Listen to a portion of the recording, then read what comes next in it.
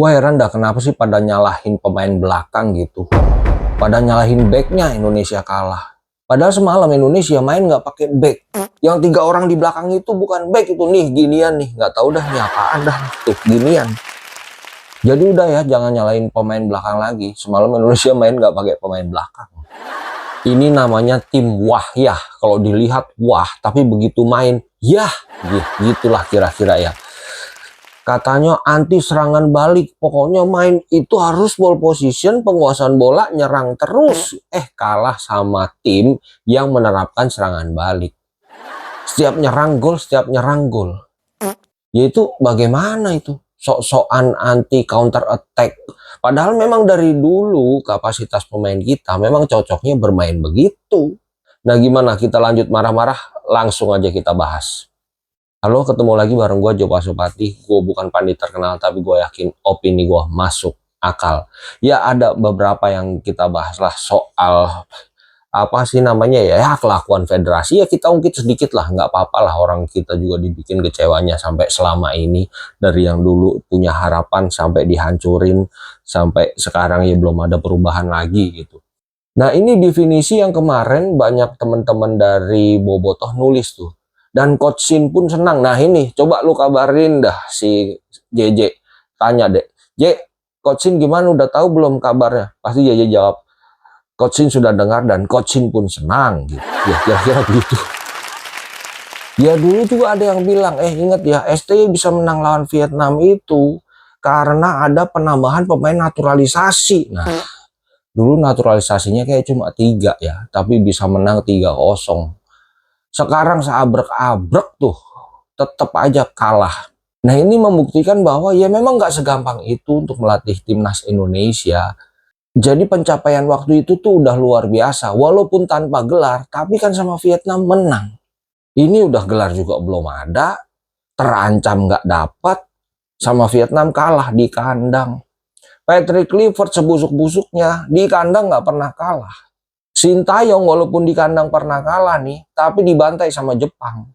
Ini dibantai sama Vietnam di kandang dengan pemain naturalisasi full.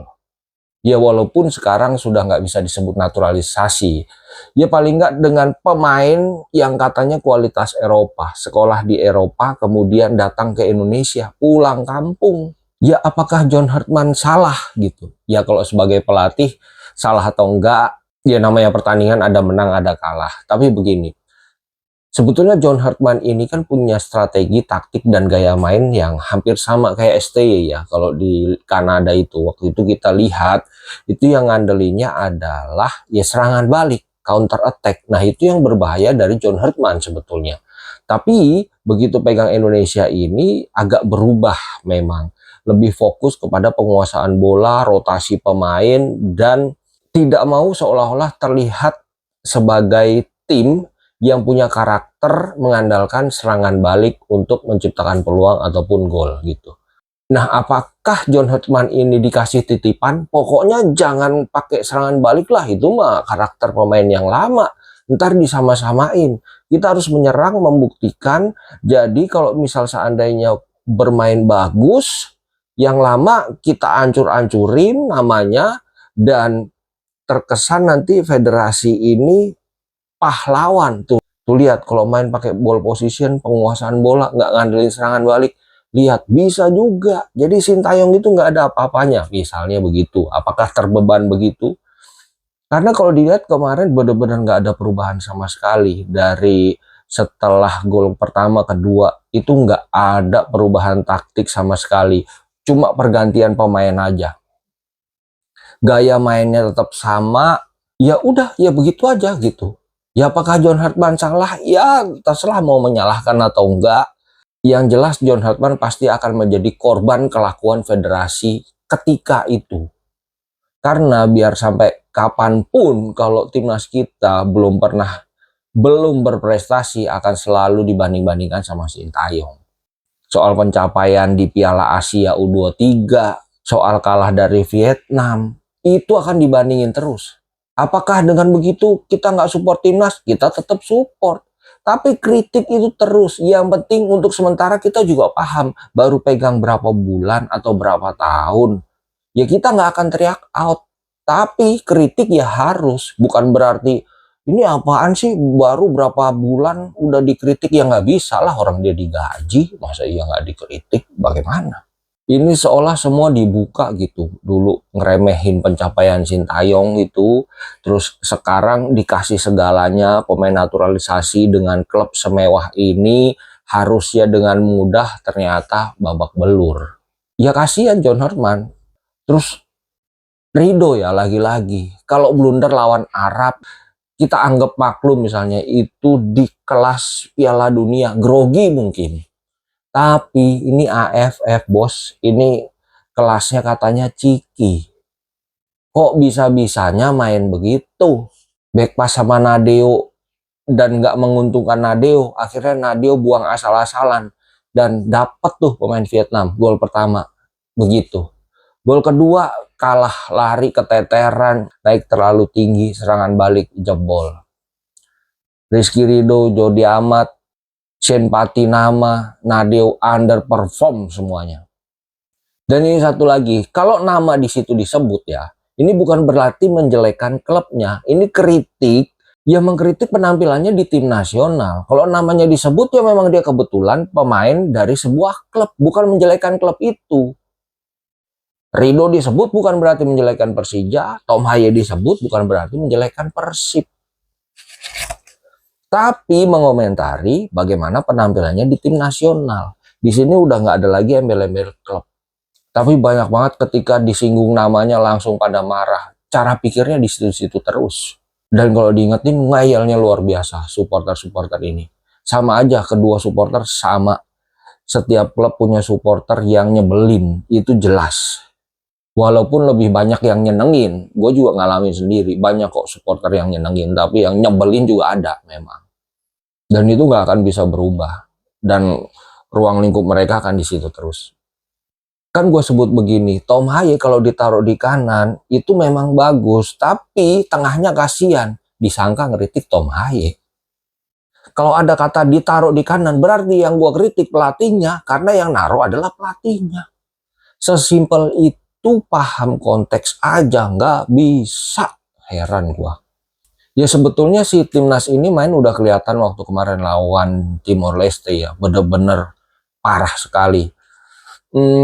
Perubahan taktik apa nggak dilakukan sama John Herdman kemarin, cuma bisa menang karena pergantian pemain yang punya skill yang melebihi pemain-pemain Timor Leste. Udah itu aja, perubahan permainannya nggak ada, udah kelihatan dari situ.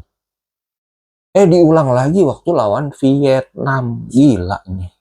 Terus bagaimana ke depannya lawan Singapura? Ini berat, serius. Ini berat, mau dibilang ini kita akan move on, kita kalah bersama, menang bersama, kita akan frustasi dalam waktu sebentar, tapi berikutnya akan move on. Ini berat. Singapura pertahanannya rapat juga, dia main di kandang. Ya kita tetap support, tapi kita juga harus mengukur. Tapi ya Singapura akan kurang lebih sama. Singapura Vietnam kemarin bermain imbang. Gue nggak menyalahkan John Herdman soal formasi, itu haknya si John. Gue cuma mau bilang ya ini semua buntut dari keputusan federasi waktu itu. Sampai kapanpun ini akan terus dibanding-bandingkan sebelum Indonesia dapat prestasi, minimal dapat piala AFF. Karena Sintayong nggak bisa tuh dapat AFF. Tapi kalau pelatih nggak bisa dapat AFF, terus nanti di Piala Asia gagal juga, ya sudah. Berarti Indonesia kemarin bisa main sehebat itu ya murni karena memang kapasitas pemain yang di Eropa balik ke Indonesia, gabung ke timnas, dan itu membawa perubahan di dalam permainan sepak bola Indonesia. Dan gini ya, dulu nih ya pemain naturalisasi ini ya, Ragnar, Haye, terus si Patinama, Amat, Jenner, waktu masih main di Eropa, kemudian dipanggil ke timnas. Mainnya di timnas kayaknya sehat-sehat banget. Sekarang lemes-lemes banget.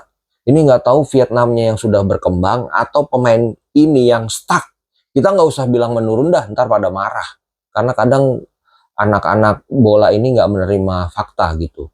Karena begini, tubuh kita ini kan jago menyesuaikan ya. Salah satu tubuh yang bisa menyesuaikan adalah ketika Tom Haye main di sini, fisiknya agak lemah, tapi akhirnya bisa bermain selama 90 menit atau 120 menit bahkan gitu ya. Itu kan menyesuaikan. Nah, Begitu juga dengan menyesuaikan terhadap ketatnya pertandingan, level pertandingan itu, intensitas tinggi atau rendah. Nah, intensitas pertandingan di Eropa itu jelas jauh lebih tinggi dari intensitas pertandingan yang berlangsung di Indonesia nih, gitu. Jadi ketika tubuh sudah setahun full bermain di sini, itu akan menyesuaikan dengan sendirinya. Mainnya jelek nggak? Enggak, tapi kemampuan tubuh ini secara otomatis alami, dia punya alarm sendiri, dia pinter akan menyesuaikan. Jadi ketika ketemu tim di luar Indonesia, punya intensitas tinggi, levelnya lebih tinggi, ketat, ketika dipaksa, tubuh itu nggak kuat. Gitu. Jadi bukan menurun soal karirnya, bukan menurun soal permainannya, tapi tubuh itu menyesuaikan dengan bagaimana ritme yang berjalan di Indonesia gitu. Makanya itu bisa berpengaruh ketika pemain-pemain Indonesia ketemu dengan pemain di luar Indonesia. Oh, emang liga kita jelek? Enggak jelek, tapi levelnya kan berbeda. Kalau memang levelnya itu sama Eropa sama, ya pemain-pemain top itu pasti menujunya ke sini. Ronaldo waktu ketika top perform, ya pasti gue pengen bermain di Indonesia gitu. Gue juga nggak setuju dengan bahasa yang bilang begini, Persib merusak timnas, ya enggak, gue juga nggak setuju begitu. Tapi yaitu resiko, tubuh sudah menyesuaikan dengan iklim, cuaca, dan permainan di sini. Ketika digenjot untuk harus bermain dengan intensitas tinggi lawan tim di luar Indonesia, ya pasti butuh adaptasi cepat di lapangan. Kalau nggak kuat ya tubuh akan nolak. Nah di situ makanya kelihatan lemes gitu. Bayangin aja ya nasib jadi WN itu begini ya, udah tiap hari dengar orang pidato kita gedek ya kan.